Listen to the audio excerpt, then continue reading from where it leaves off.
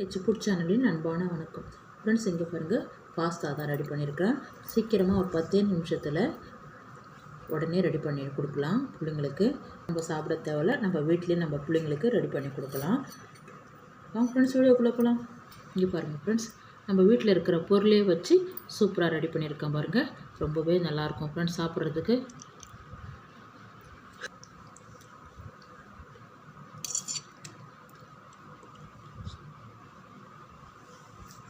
சூப்பராக இருக்கும் ஃப்ரெண்ட்ஸ்.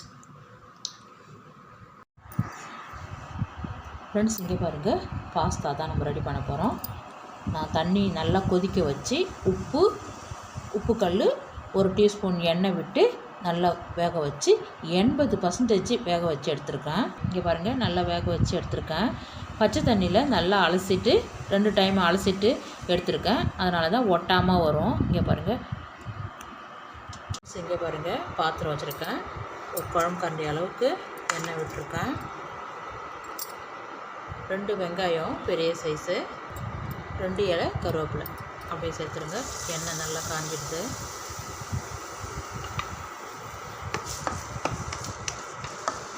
ஒரு 3 நிமிஷம் வாட்டணும் ஃப்ரெண்ட்ஸ்.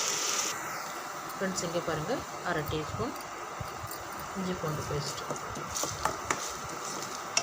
வெங்காயம் இந்த அளவுக்கு வதங்கினா போதும். நல்லா ஒரு 3 நிமிஷம் நல்லா வதங்கட்டும்.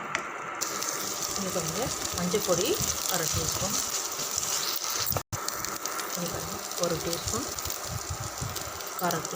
காரம் மிளகாத்தூள். நல்லா ஒரு 3 நிமிஷம் வதங்கட்டும். இங்கே பாருங்கள், கரம் மசாலா 1 டீஸ்பூன். தீயை கம்மியாக வச்சுடுங்க ஃப்ரெண்ட்ஸ். இங்கே பாருங்கள், நல்லா வதக்கியாச்சு. இங்கே பாருங்கள் ஃப்ரெண்ட்ஸ், 2 தக்காளி அப்படியே மிக்ஸி ஜாரில் அரைச்சிருக்கிறேன். நல்லா நைஸாக அரைச்சிருக்கிறோம் ஃப்ரெண்ட்ஸ். நல்லா இப்போ சேர்த்து 3 நிமிஷம் நல்லா வதக்கி விடலாம் ஃப்ரெண்ட்ஸ். இங்கே பாருங்கள் ஃப்ரெண்ட்ஸ், இந்த மசாலாவுக்கு மட்டும் உப்பு சேர்த்துடலாம். நல்லா வதங்கிருக்கு. கொஞ்சமாக ஜாரில் இருக்கிறது மட்டும் தண்ணி. இது ஒரு 3 நிமிஷம் நம்ம தக்காளியெல்லாம் பச்சையாக சேர்த்துருக்குறோம். நல்லா கொஞ்சம் வதங்கட்டும் ஃப்ரெண்ட்ஸ். இங்கே பாருங்கள், பாஸ்தா தான் நம்ம ரெடி பண்ண போகிறோம் ஃப்ரெண்ட்ஸ். இங்கே பாருங்கள், மசாலா நல்லா செவந்து வதங்கியிருக்கு. இங்கே பாருங்கள், எண்ணெயும் நல்லா பிரிஞ்சு வந்திருக்கு. டொமேட்டோ சாஸு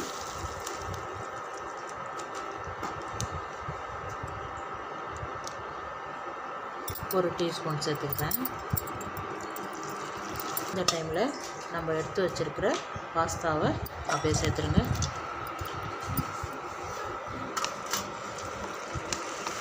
ஒரு 3 நிமிஷம் நல்லா கலந்துட்டா சூப்பராக ரெடி ஆகிடும். இங்கே பாருங்கள் ஃப்ரெண்ட்ஸ், ரெடி ஆகிடுது. சின்ன உப்பு 1 சிட்டிகை. அப்போ தான் இதனுடைய டேஸ்ட்டு நல்லாயிருக்கும் சாப்பிட்றதுக்கு. நீங்கள் வேண்டான்னா நிறுத்திக்கலாம்.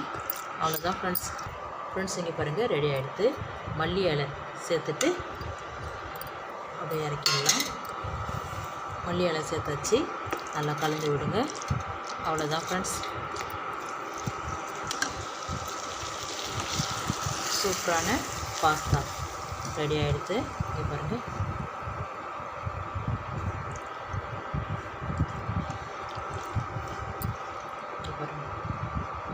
சூப்பராக ரெடி ஆகிடுது. வாங்க ஃப்ரெண்ட்ஸ், சாப்பிட போகலாம்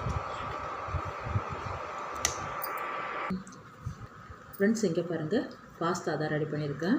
ரொம்பவே நல்லாயிருக்கும் ஃப்ரெண்ட்ஸ். குழந்தைங்களுக்கு ரொம்ப பிடித்தமாக இருக்கும்.